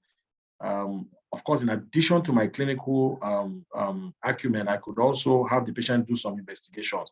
Simply doing your NT-proBNP can even be used to monitor the improvement in heart failure. So for example, if you did a test maybe 3 months ago or 2 months ago when you started your guideline mediated medical therapy, and then the proBNP was maybe 2000 or something, and then the patient is doing well, it had dropped to about 200 or 250, and you felt, oh, this patient is doing well, and then suddenly the patient is not doing very well, has some situation, and you repeat it, you can now see that it has risen to 1,005. It's one of the clinical parameters that you can have.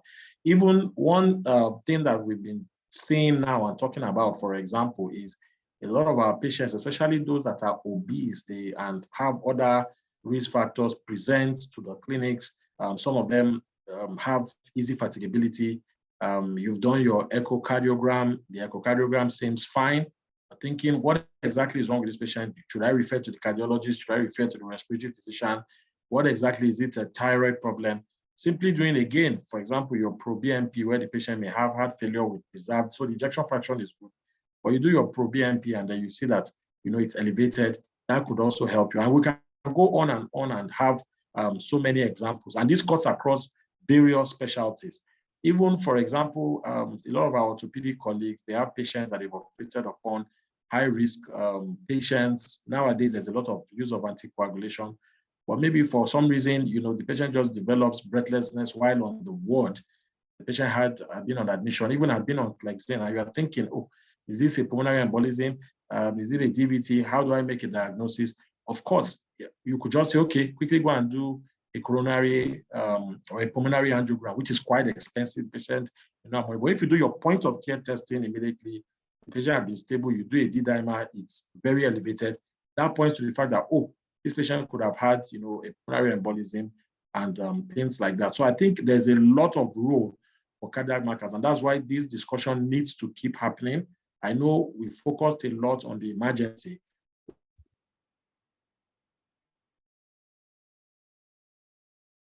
Yes. Yes, please, Dr. Sodipo, please go on.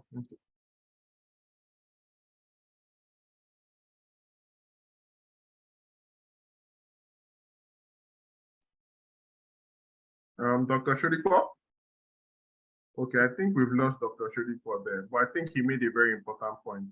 I think, you know, the last thing is usually the most difficult question, and I think I'll just ask this myself.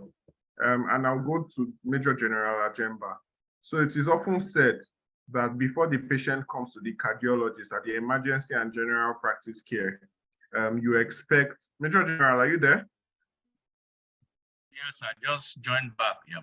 Okay, all right, sir. I'm asking a question. I said it's usually said that before patients come to a cardiologist, it is all very good to have all this cardiac screening to profile the patients before they come. My question to you, sir, is one of the frequent objections and concerns from doctors is the test may be... Sorry, Carol, please, can I just finish my thought? Sorry. You're back. Okay. Oh, okay. Yes. All right. Please go ahead. Dr. Sodipo, please go ahead. I think what? Dr. Sodipo? But suddenly he just slumped one day, you know, and had to be rushed to the emergency. And of course, he didn't make it. So by the time they did an autopsy, what they found out was that he had actually had some myocardial infarction. So, you know, we know that, for example, our diabetic patients could have, you know, silent MIs, as has been mentioned. So sometimes as our point of care testing, we could just quickly, you know, if you had done probably a troponin test and other tests, like our D-dimer troponin especially, that would have been helped us to pick in addition to the ECG, because sometimes you could have non-elevated, you know, ST elevated. So I think it's quite, you know, important. And the last point I just want to make is that sometimes it's even far cheaper. You know, you want to do a pro-BNP. I sent a patient to do a pro-BNP at a very big lab. It came out at 90,000. And because it was normal, the patient didn't talk to me for like 1 week after that time, because he said, doctor, what happened? But if you had just done, you know, his point of care testing is far, far cheaper. And of course, in this day and age of economic issues,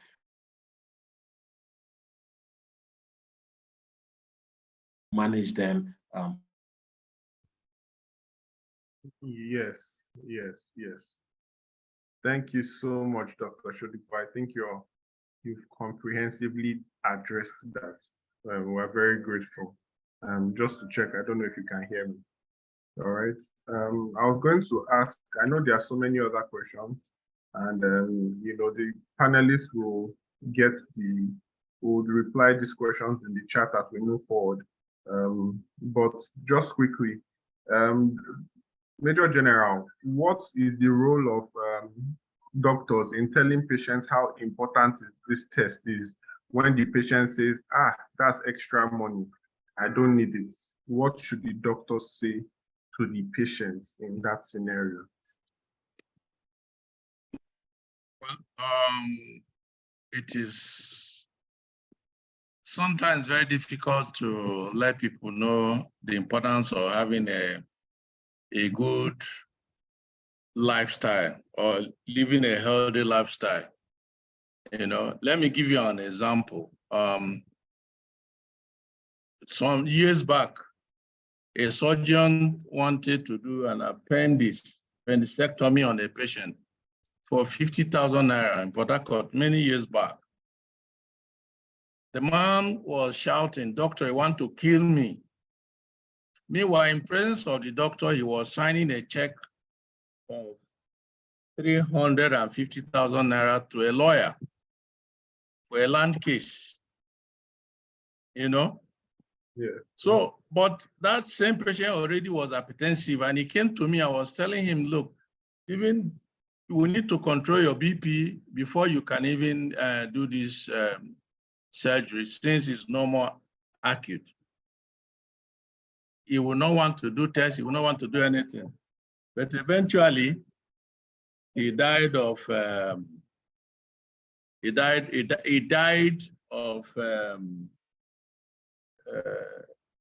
CVD. One day he just collapsed. By the time they brought him, he was dead, you know? So education is very important to let patients know that, look, your life is more important than, you know, any other thing. When a patient comes, for instance, most cardiac cases are not seen by cardiologists first, you know? They are seen by other family physicians or some other doctors around. And then they list out what they will do. I've seen a patient who come to see me without ECG, without basic thing. And I'll ask the patient, okay, you just want to see me, let's look at ourselves. Okay, after that, you have to do this test. We are not diviners, you know?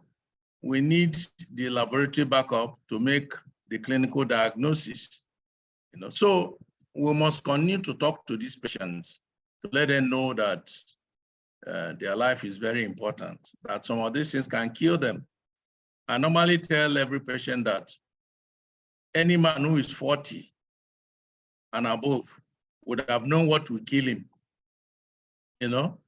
And it depends on whether he took care of it or not. He may have become hypertensive, may become diabetic, or some other things. If he doesn't take care, those things will be staring him in the face and they will lead to his death. So it's education, you know? And of course, the aspect that National Health Insurance Scheme should also come in to ameliorate out-of-pocket spending that patients suffer from. If some of these things are provided in the hospital setting at minimum fee or free, then we're also prolonging life for people. I think this is what I would say. Thank you. All right. Thank you very much, sir.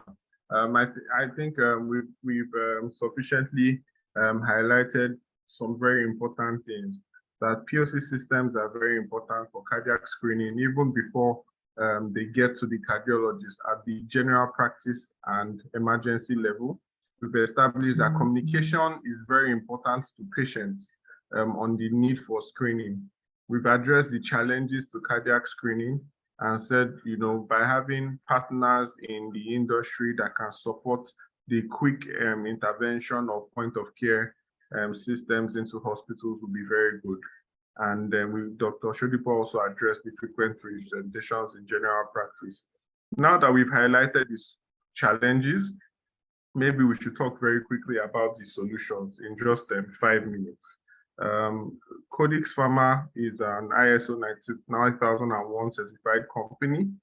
We have 12 international subsidiaries and have supplied more than 70 million rapid test kits since we were established in 2008.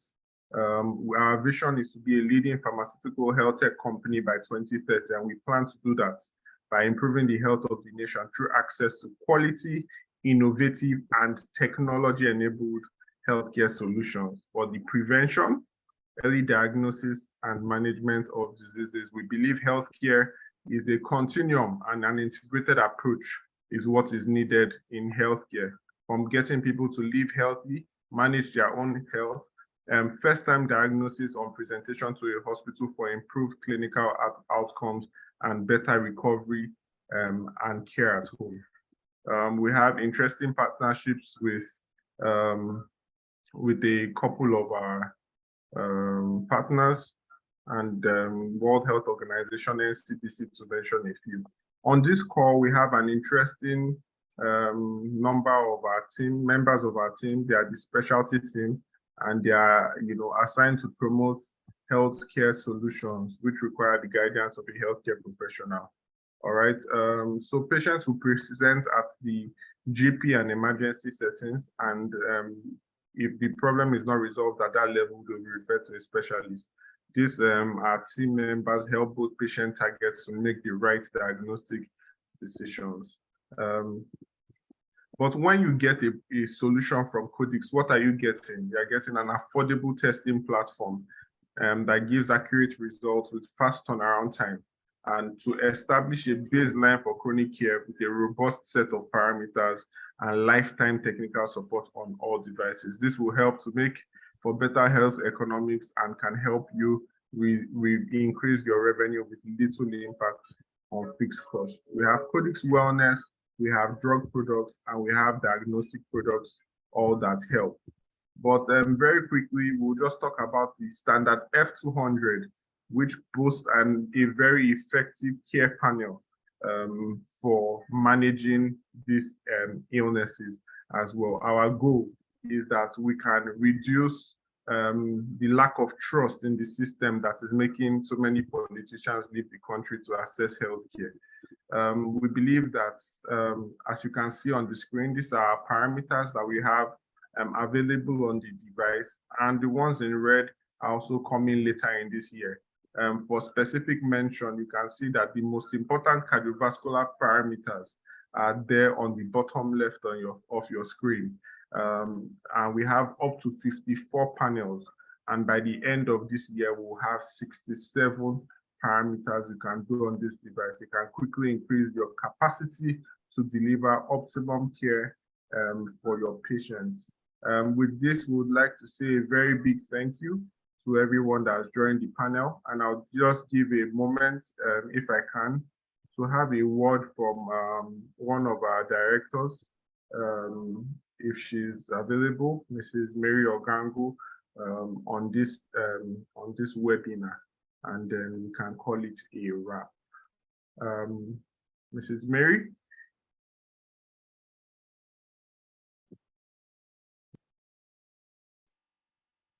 Yeah, good evening, everyone. This is Mary. So I just want to say a big thank you to Kara and the team for putting this together. I think in the series of the webinars we've been having, this is a very important one. Emergency care is very important. It's a very important discussion. And I'm very happy that we were able to get the number of people we have on this call. Also very importantly is to have Major Ejemba, Major General Dr. Ejemba on the call. Thank you very much, sir, for your talk and for guiding us through the important aspects of emergency care and the important parameters to consider in those scenarios. So I want to say a very big thank you to you and to Dr. Ojifini and Dr. Sodipo. Thank you so much, sirs. And thank you everyone for the time you've dedicated to be with us here today. Over to you, Carol.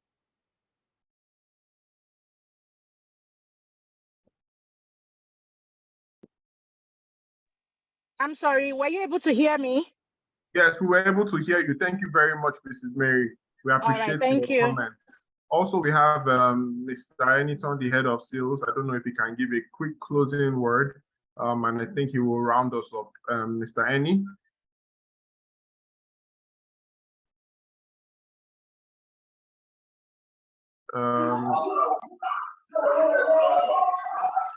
Yes, Mr. Eni, I don't know if you can give us the round up.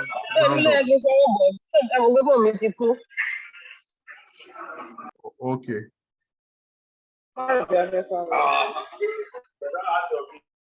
Okay, so I think Mr. Eni is having some challenges speaking over. But gentlemen, it's been a very good pleasure.